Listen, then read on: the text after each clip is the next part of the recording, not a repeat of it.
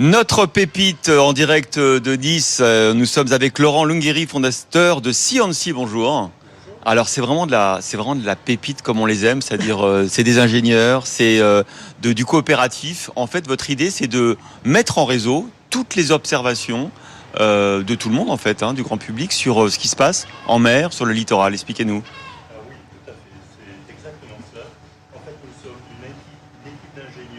Qui avons eu l'idée de créer un ensemble d'outils informatiques afin de mettre en valeur l'environnement, aussi bien localement que mondialement. Comment ? En diffusant et en vulgarisant de la connaissance au travers des observations qui sont faites aussi bien en mer que sur terre. Mais alors, à quoi ça sert ? C'est-à-dire qu'une fois qu'on a toutes les observations de tout le monde, elles sont analysées par des experts. On en fait quoi, toute cette data ?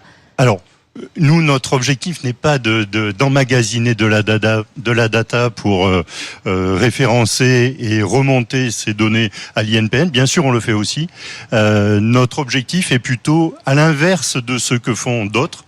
C'est vraiment de diffuser de la connaissance. C'est-à-dire, chaque observation qui est faite par quelqu'un, que ce soit le grand public ou que ce soit nos partenaires associatifs, etc., ces observations, nous y adjoignons de la connaissance, c'est-à-dire que automatiquement nous avons trouvé les moyens techniques pour faire en sorte que chaque observation soit commentée, expliquée, avec du conseil qui soit donné automatiquement. Donc c'est une vertu assez pédagogique. Mais alors, oui. Expliquez-nous concrètement. Je peux télécharger l'application Sciency sur mon smartphone, par exemple, et elle va m'inviter à dire tout ce que j'observe quand je vais, par exemple, cet été, le long des plages du littoral ou en mer.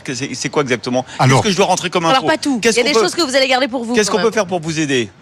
Oui, alors effectivement, il y a plusieurs notions dans votre question. Premièrement, effectivement, nous avons une notion de grand public et nous faisons en sorte que le grand public puisse partager ce qu'il voit. Oui, mais ça n'est pas le cœur de notre sujet. D'accord. En fait, nous avons créé une palette d'outils informatiques dont le premier, effectivement, est un ensemble applicatif, donc téléchargeable ou des applis web, au travers desquels vous pouvez observer tout ce qui est visible, que ce soit la faune, la flore, les événements naturels, les sites remarquables et l'empreinte humaine. Donc c'est toute une palette de choses. Et comment ça se passe ? C'est géolocalisé ?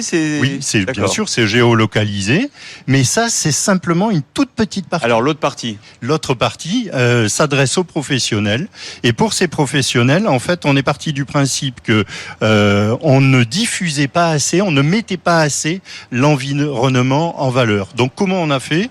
On s'est dit, par exemple, les professionnels du tourisme ont des outils à leur disposition, leur site web, etc.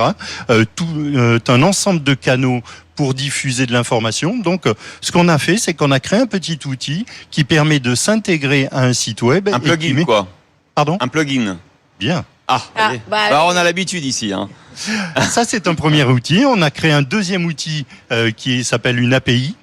Très bien. API, on connaît aussi. D'accord. Validé. Donc, qui a pour objectif de partager notre concept sur des applications, par exemple, des applications de port connecté, ça se fait beaucoup, des applications de randonnée, etc. Donc, toutes nos observations seront visibles directement dans les applications d'autres concepts. Et troisièmement, nous avons mis à disposition une marque blanche pour que des groupes hôteliers, des clubs de vacances, etc. diffusent notre concept également. C'est là où vous faites le business, en fait. C'est-à-dire que c'est sur la question de la marque blanche. Donc, en fait, c'est B2B, tout ce qui est B2C est gratuit. B2B, c'est là où vous faites votre développement. Vous avez levé des fonds. Comment vous avez lancé le projet au départ ? Alors, nous l'avons lancé progressivement et nous avons eu la grande chance d'avoir une ONG qui a travaillé avec nous avant même que nous commencions officiellement, puisque je n'avais pas encore créé la société, que j'ai créée en 2021. Et ensuite, effectivement, nous sommes en train de lever des fonds. Nous avons aussi la chance d'être soutenus par la région Sud, par la métropole Nice-Côte d'Azur et BPI France également. Alors c'est intéressant parce qu'on voit qu'au départ vous partez sur une idée un peu altruiste de partage de la connaissance avec le grand public, puis derrière vous dites il faut aussi qu'il y ait un business model parce que vous avez quand même 6 ingénieurs et vous visez d'avoir 25 salariés en 2026. Ça veut dire que pour payer 25 personnes, il faut effectivement avoir un business model. C'est surtout pas un gros mot ici à BFM Business. Vous l'avez trouvé, vous avez l'impression que ça y est maintenant, ce que disait Laure avec la marque blanche, tout ça vous fait un modèle à la fois vertueux, pédagogique et rentable? Oui, tout à fait. C'est-à-dire que nous avons créé une espèce de circuit, notamment par le tourisme, par les métiers de la mer, mais aussi grâce aux scientifiques, en nous appuyant sur la science. Nous avons créé un modèle qui nous permet, par adhésion, pour les professionnels, de créer de la récurrence. Bon parfait, c'est le Graal, c'est-à-dire à la fois la connaissance, la science et un modèle économique viable. C'est le Graal en devenir. Merci beaucoup. On va pouvoir aller explorer un petit peu les fonds marins quand on aura fait les sols. Les bois flottants, les icebergs, peut-être pas tellement dans le port de Nice, ces icebergs, mais enfin la pollution, les épaves, les statues, les ruines, tous les sites remarquables sont dans l'application Sea on Sea. Merci beaucoup Laurent Lingerie.